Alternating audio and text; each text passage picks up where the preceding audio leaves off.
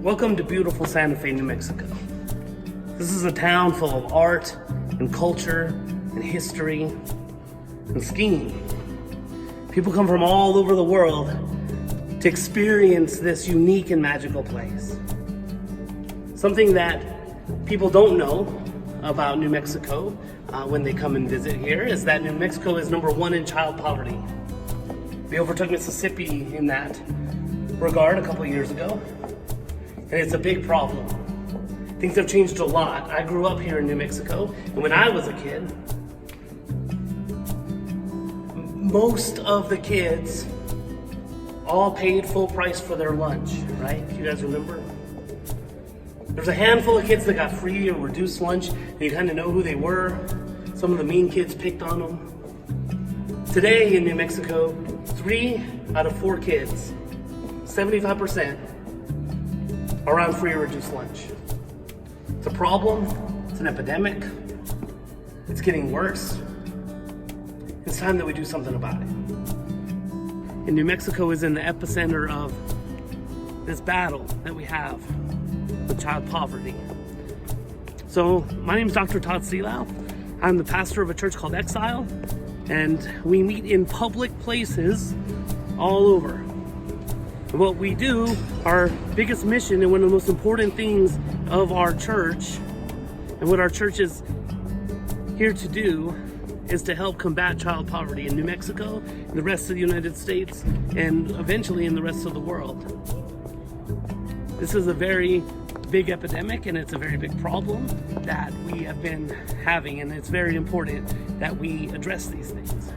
Now, as I said, we're a church. We don't meet in regular church buildings. We meet in public places because we want to keep the costs down. We don't be wanting to pay for building maintenance and upkeep and to buy a building in the first place and parking lot and all of those things that many churches have to pay for.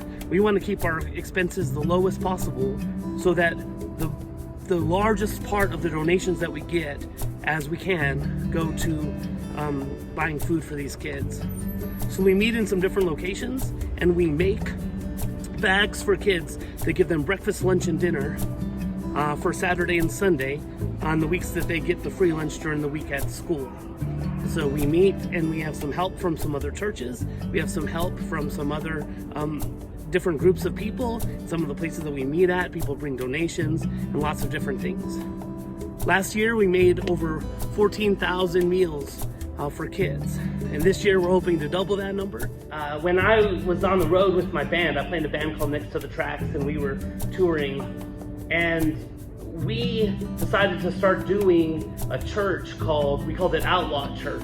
And we would invite people to our campsites or to bars or different places. And our bass player, who is an agnostic, he would cook food and stuff, and our singer would play songs on the guitar that people knew and could sing along to.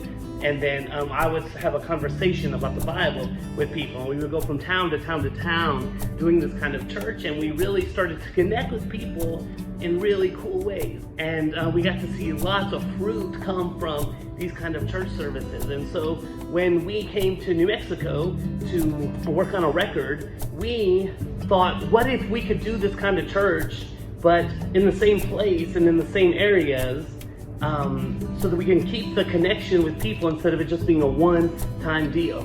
This is very outside of the box, and a lot of people have a hard time wrapping their minds around that, but we've continued to push forward. We risk rejection from church people, we risk rejection from people we meet at the bars because we're the weirdos that are having church. I hope that you can see what kind of cool weirdos we are. Thank you guys.